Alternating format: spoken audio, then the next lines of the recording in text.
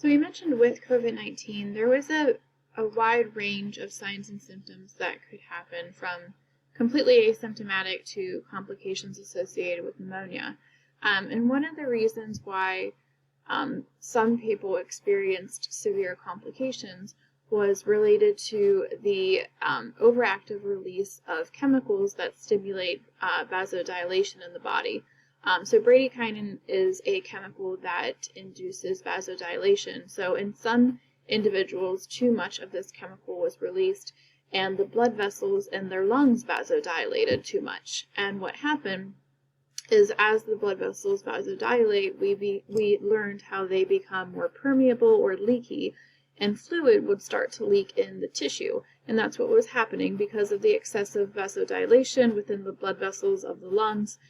Fluid was leaking out of the blood vessels and building up in the lungs, and then ultimately that created cases of severe pneumonia in some individuals. We also know that interferon is a chemical produced by our body to basically protect us from viral infections. It's used as a warning mechanism to let cells in our body know that a virus has invaded the host and that they should prepare themselves. Usually they'd be able to produce proteins that would allow them to destroy a virus if a virus infected their cell. But unfortunately, the COVID-19 virus was resistant to interferon, so it was not able to be effective, and the virus would be able to continuously infect cells. As far as treatment, because the signs and symptoms varied so much, treatment varied. Some individuals that obviously were asymptomatic didn't need any treatment at all. For those individuals who had mild signs and symptoms, it would just be monitoring the fever, drinking lots of fluids, bed rest. Some individuals would receive steroids. Steroids are going to help with the inflammation, especially when it's associated with fluid in the lungs.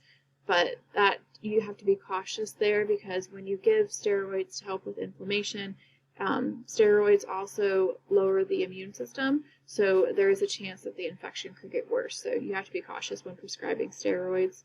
Antiviral drugs were obviously used to destroy the virus, though those medications typically had to be given early on in the infection. Blood thinners were useful in those individuals that had blood clotting issues as a result of the infection.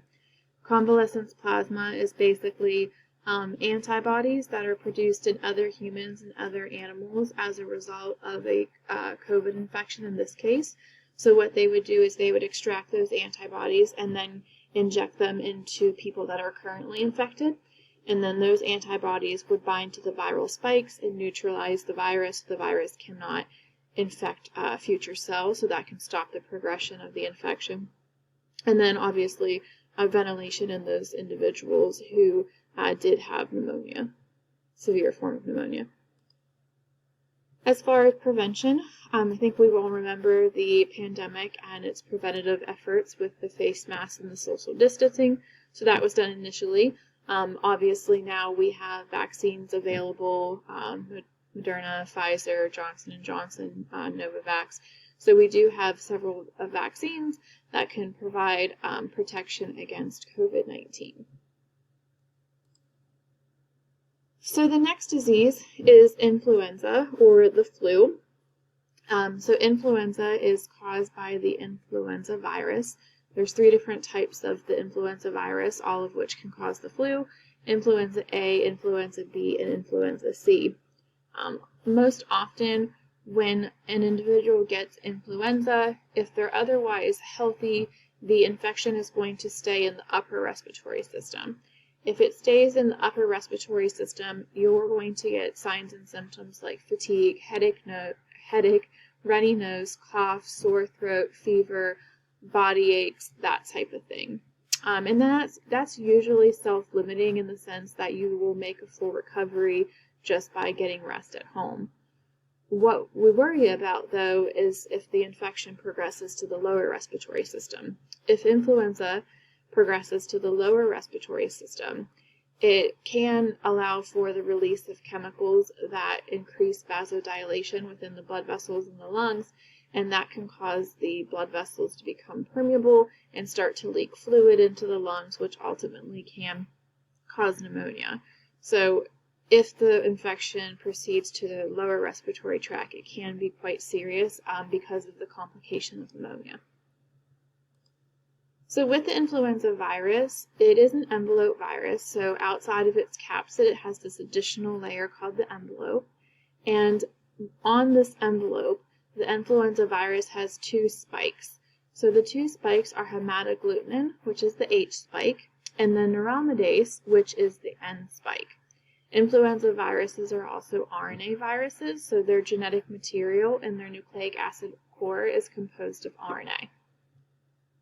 So we want to focus a little bit more on those spikes. If you've ever heard of influenza strains, you'll hear people say like H1N1, H3N9. The different strains of influenza are named based on which hemagglutinin and which neuraminidase. I believe there's 16 different hemagglutinin and 9 different neuraminidase spikes, so based on which one they have, that's how they name the virus. So we want to talk about what's the function of hemagglutinin, what's the function of neuraminidase. So hemagglutinin is the influenza spike that acts like a key and attaches the virus to host cell receptors.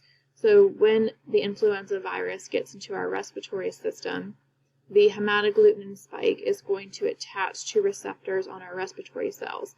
And if everything matches, then the virus will enter the cell and start to take over the cell and establish itself in order to replicate. The neuraminidase spike actually has two responsibilities. Both are involved in some type of cutting, though. So in our respiratory system, outside of the respiratory cells, we do have a thick layer of mucus. So this neuraminidase spike is going to allow the virus to cut through that thick layer of mucus so that then the virus can attach to the host cell using its hemagglutinin spike. So neuraminidase does help kind of break down the mucus to get the virus to a respiratory cell. Then during viral budding or release, the neuraminidase spike is going to cut the newly formed viruses off of their host cells. If you remember from the virus replication cycle, envelope viruses are always released from their host cells through budding, whereby they take a piece of the host cell membrane with them as their envelope. Well, neuraminidase is just going to cleave the host cell membrane so that the virus can essentially exit the host cell and then take a piece of it with it as its envelope. So with influenza, it's known particularly for its ability to mutate. The influenza virus mutates rapidly, so we're consistently dealing with new strains of influenza every single year, which explains why if you get influenza one year or even get a vaccine for influenza, the following year you could still get influenza again, because every year influenza consistently acquires mutations so that any protective immunity that you have from a previous exposure or a previous vaccine would no longer be effective because now the virus looks different. So the influenza virus is known for its ability to mutate. It has the ability to mutate several different ways. So there's something called antigenetic drift, and then the next thing we're going to talk about is antigenetic shift. So in antigenetic drift, what's going to happen is the genetic information for the spikes is going to mutate, and that's going to allow the spikes on the influenza virus to look different. And this is the reason why we have seasonal influenza. The genetic material on these spikes, as they acquire mutations, year after year, those spikes are going to look different. And when we get an influenza infection, or even if we receive an influenza vaccine, our body produces antibodies to the spikes that it recognizes during that infection or after being exposed to the vaccine. So the antibodies are meant to protect you towards those spikes. However, when the influenza virus acquires mutations in its spikes, the spikes will now look different. So any protective immunity you had from a previous vaccine or a previous exposure is no longer effective. So just keep in mind, antigenetic drift is basically when the spikes, the genetic information for the spikes has mutations, and now the spikes look different, and that is going to result in seasonal outbreaks of influenza. There is something called antigenetic shift. Antigenetic shift is much more serious because it can create stronger, more virulent strains of influenza. So antigenetic shift is when two influenza viruses infect a single host. So they infect a single host, and then those two influenza viruses can infect the host cells. And then once inside the host, the genetic information from the two viruses is essentially mixed up and swapped out, so that when the new influenza viruses leave the host cell, they are a hybrid of the two that actually went in. So what we're essentially making is an entire new strain of the influenza virus. No one would have any immunity towards this because it is a new strain, so this would be more likely to lead to a pandemic or global outbreak. But again, this is when two influenza viruses infect a single host cell, and then the genetic material is exchanged, and as the new viruses are released from that host cell, they will be a hybrid of the two that came in, so they'll be entirely new strains that all individuals would be highly susceptible to and would not have immunity towards, and that could lead to a pandemic outbreak. With influenza, it is transmitted through airborne and droplet contact, so it can be freely suspended in the air, but then also individuals that have the infection will be releasing it in their mucus droplets for transmission. It can also survive on fomites, inanimate objects like doorknobs and pens and pencils for periods of time, where if you came in contact with it and then touched your nose or mouth, you could become infected that way. So it is fairly contagious. As far as treatment, antiviral drugs are often administered, but they do have to be administered early. The reason for this is quite a few of these drugs, in order to be effective, they have to bind to the spikes on the virus and prevent the virus from entering the host cell. So obviously, the sooner you do that, the better. If you wait too long and there's already too many viruses in the host cell replicating, then it's really not going to be effective. Again, quite a few individuals, if it stays in the upper respiratory system, while they'll feel miserable for a little while, a week or so, the immune system will allow for full recovery. But in individuals that are immunocompromised or young, antiviral drugs are very beneficial. It is a disease that can be prevented to a certain degree. So there are influenza vaccines. We have seasonal influenza vaccines that are administered every year.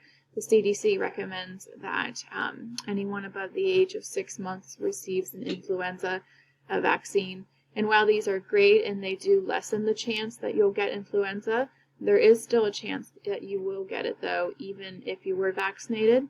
These vaccines protect you against the 3 to 4 most common strains that are circulating any given year, but there are dozens of strains that are circulating. So while it increases the chance that you won't get it, there still is a chance that you potentially could get infected with one of the strains that isn't included in the vaccine, and then ultimately you would get influenza. But it is still good to get, as it can lessen the chances of that happening. But because the virus does mutate in those spike regions, every year the vaccine is going to need to be redone to account for the new spikes that are present on the strains that given year. So if you got influenza last year or even got your flu vaccine last year, that immunity is no longer effective because the spikes have changed. Ideally, what we would want to do is create a vaccine towards the part of the virus that never mutates, because then the antibodies that we create would be, they'd last a lifetime, but that has not happened to this point. Right now, the vaccines are created in response to the spikes, and those spikes are constantly changing.